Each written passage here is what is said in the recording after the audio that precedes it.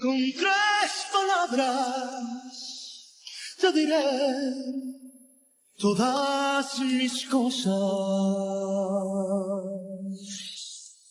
cosas del corazón, como me gusta.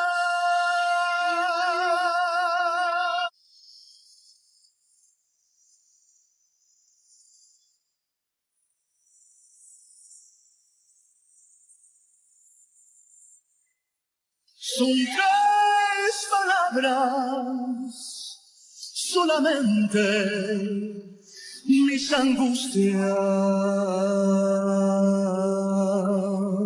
y esas palabras son como me